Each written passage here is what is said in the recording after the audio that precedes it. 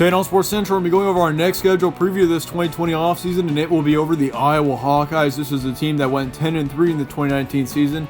It was a really good year for them. They had a great chance at winning the Big Ten West, and it didn't end up happening. But nonetheless, still 10-3 was a great season for Iowa. But how will they do in 2020 is the real question we will be answering here today. We're going to be going over a few players that this team will be returning, who they're going to be losing, and also going over their schedule for the first time this offseason. So for the games that Iowa has had since November, really they've been really good down the stretch. They of course had one loss from November to the end of the season. That was to Wisconsin on the road in Madison. Of course, Wisconsin's a team that was pretty out of the ordinary this season, but nonetheless really wasn't all that bad of a loss.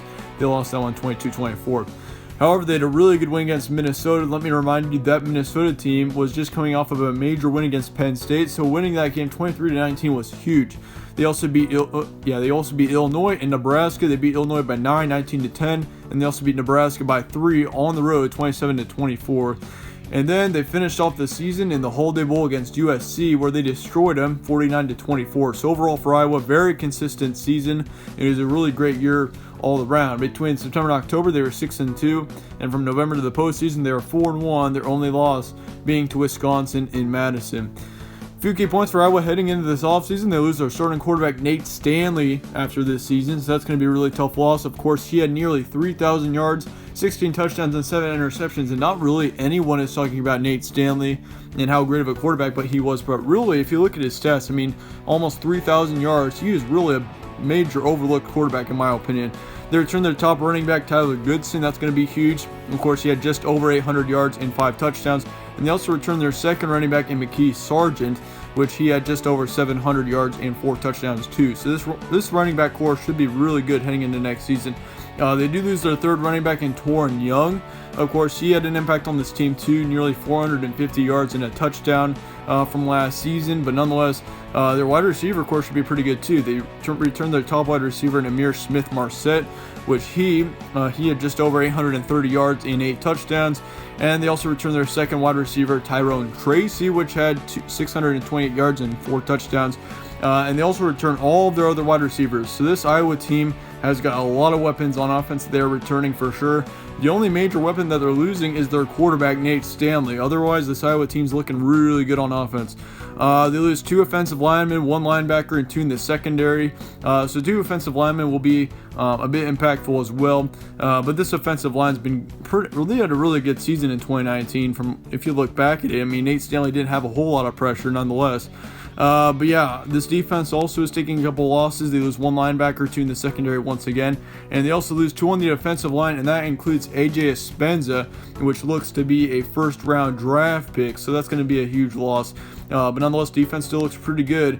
Iowa's had a really good defense for the past couple of seasons, so really losing a couple starters on the defense could be impactful, but I still expect Iowa to be just as good as they were last season to this season. Chances of a Big West title in 2020, that's going to be a big question many Iowa fans will be looking for, and really that is all up for grabs. I think this Big Ten West is certainly way up in the air. I mean, once again, we're so early on. It's really tough to say whether or not Iowa's got a really good chance at it, but I think they'll be in the mix for it, certainly. I think they'll be right up there in the Big Ten West with Wisconsin and Minnesota and whoever other team will be up there next season.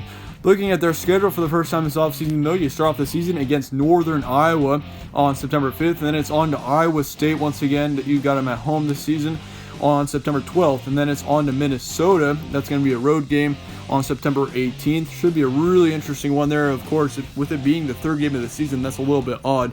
But then you play Northern Illinois the following week on September 26th. So that about wraps up your September. As for October, you got a couple of challenges in there. Of course, Michigan State, and you also have Ohio State and Penn State, both of those being road games. Those are going to be 2 really big games for Iowa, of course, having to contend in the Big Ten West. You got to win at least one of them if you're going to win the division, in my opinion.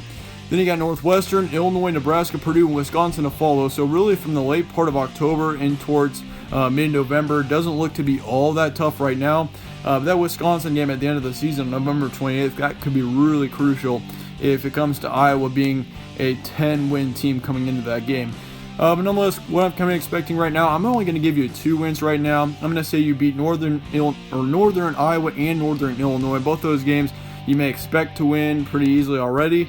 But I'll go over every one of these games and also my schedule prediction for Iowa in the summer. So be sure to stay tuned for that. But nonetheless, your record estimation for Iowa will be 8-4 to 10-2. That's why I kind of expect Iowa to land. I think they'll be just around as good as they were last season to this season. Of course, they got to fill up that quarterback position. Like, if you don't fill up that quarterback position, it's going to be really tough for Iowa to get past 9 wins, in my opinion. And of course, Nate Stanley had a huge mark on this program.